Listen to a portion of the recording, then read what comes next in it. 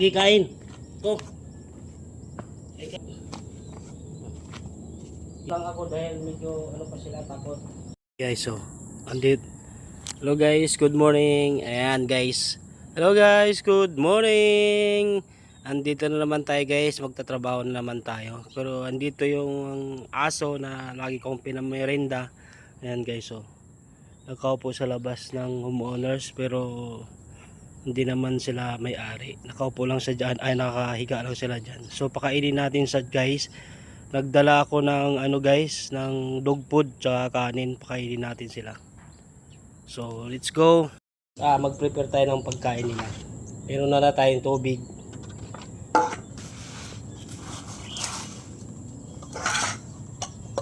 Prepare tayo ng pagkain. Dito lang din sa ano, pinagmerimendahan ng ano. Prepare tayo ng ano para makakain sila. Dito. Gawa natin ng dog food guys. Dog food para kain sila ng ano. So wala naman akong pambili ng dog food na dilata. Sardinas muna guys. So haluan ko ng ano guys, ng dog food pagkain para dumami. So yan. Marami na to guys.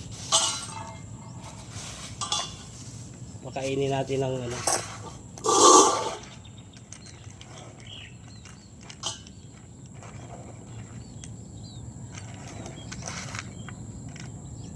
Makainin natin yung mga aso dito. So yung mga aso pala guys dito, walang mamay-ari. Kumbaga parang dito lang sila nakatira, tapos kung anong mga natira-tirang pagkain, pinapakain sa kanila.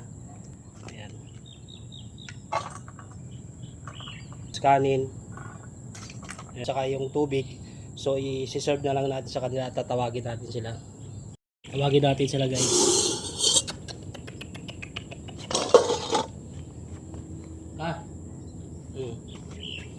Sige, kain. Ito. Ayan na kayo.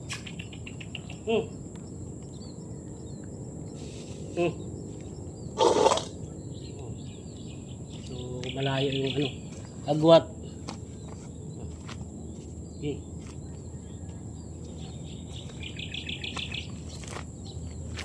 Kain kayo guys. Ayan, pinapakain ko na sila guys. Medyo layo-layo lang ako dahil medyo ano pa sila takot.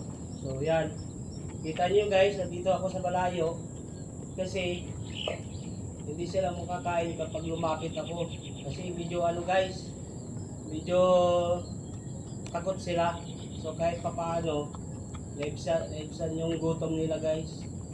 Yan. Sige, kain lang.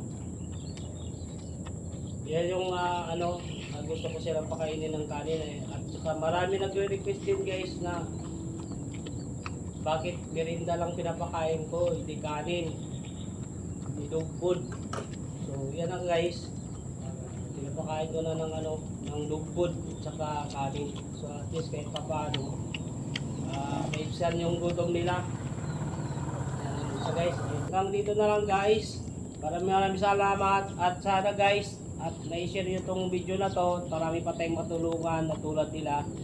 At ingat kayong lahat. Bye bye guys.